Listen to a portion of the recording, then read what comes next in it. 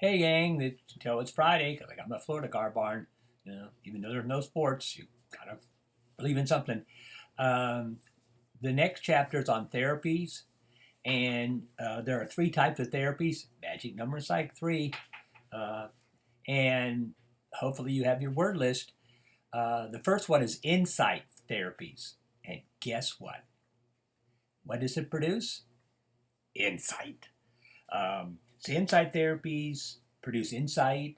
Um, the counselor produces empathy and support.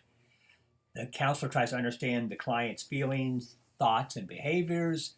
And there's a systematic interaction between the client and the counselor.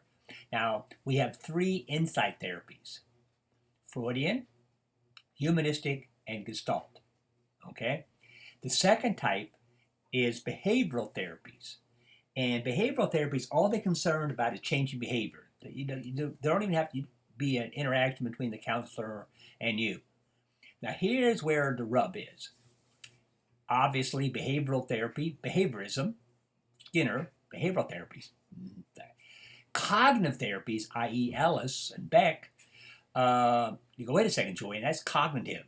But cognitive therapy is most concerned about changing behavior, not the not the counselor client interaction.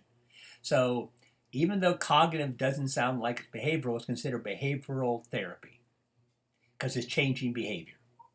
The last one is somatic therapies, and that is the medical stuff. So that is either using drugs, using shock therapy, which is starting to come back in, and psychosurgery, which is becoming more common. So the three are insight, behavioral, and somatic. Now, the big deal with therapies is the placebo effect. And those of you going to get a degree in a PhD in counseling, you're probably going to have to read a book called Psychopathologies by Buss, kind of like the Bible of that area. And he has a chapter on the placebo effect. I think it's chapter 11. And Buss's books are easy to pick out in the library because he likes weird colors, like lime green or bright orange. He's got an ego, so he's got to have a different colored book. But anyway, the placebo effect is the power of expectations, and it's real to the client, and it's mind over matter. And he gives a very fantastic example in the textbook.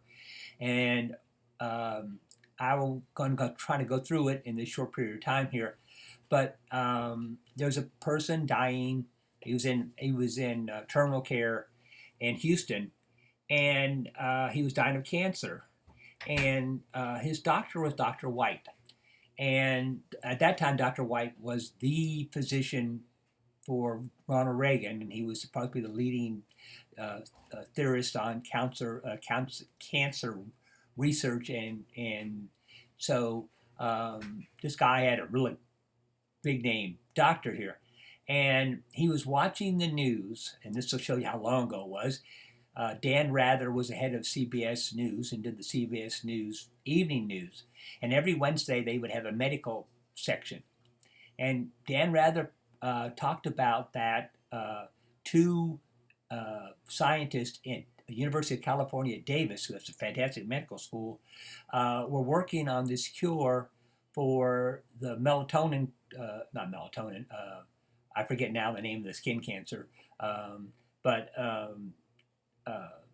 he that's what this client had, and they thought they had did some success with rats on slowing down the disease. So this guy comes in, and when White comes in to check on him, because he's in hospice care, um, he says, "I want to try that drug," and White says, "It's not. We don't know it. It's just been worked on in rats. It's the first experiment. It could kill you." And the guy goes, "I'm dying anyway, aren't I?" So White said, "Yeah." So uh, White called up Reagan, and because Reagan, White was his doctor, and he said, "Could you forget about the Food and Drug Administration laws and let me use that drug?" And of course, Reagan said, "Sure." And so he bypassed all the regulations, and they sent him the drug. Well, guess what? The guy goes, starts using the drug. He's out of hospice care. He goes to ICU. Then he goes to regular care, and then he's out of the hospital. Oh my God, this is a unbelievable miracle. And White says, oh my gosh. So he calls up Reagan and said, you need to pump a lot of money in the University of California, Davis, which he did. I think it was like, I don't know, millions of dollars, because this could be the cure for cancer. And so this guy goes back to work. Everything is fine. But then about 6 months later, when Dan Rather was doing an update, he says that these two characters, and I can't remember their names, at the University of California, Davis. But you can look it up in the chapter, Bus's chapter. But anyway, they said that they started trying it on humans, and it wasn't successful. 3 days later, he's back in the hospital. So White goes, wait a second.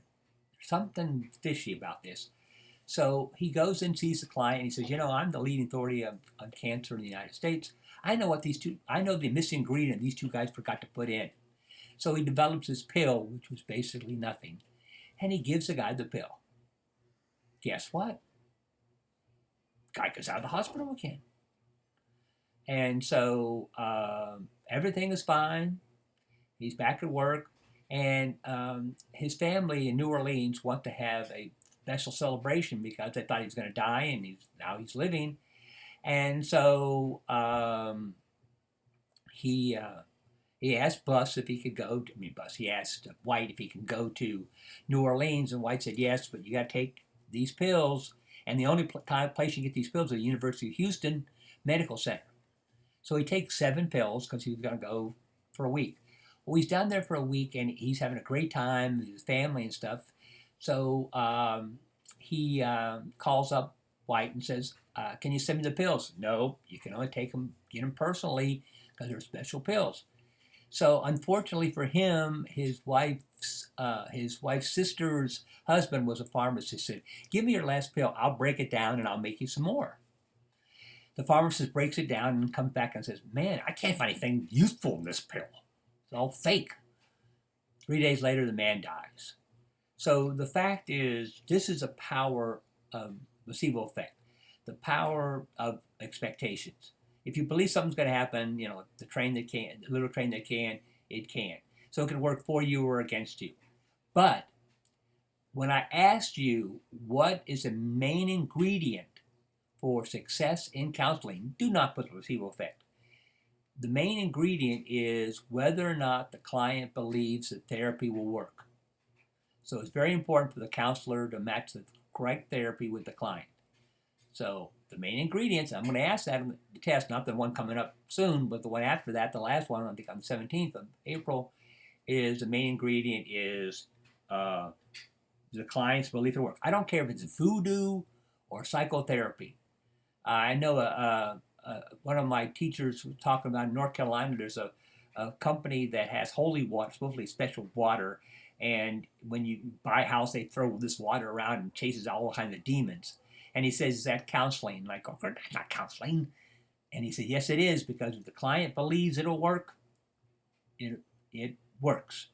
So that is the main ingredient there, is the main ingredient for success. So it's very important to match client with therapy. I'm going to stop here because we have to talk about the Coleman, and the Coleman's pretty long. And so that's our next video. I will talk to you later. Bye-bye.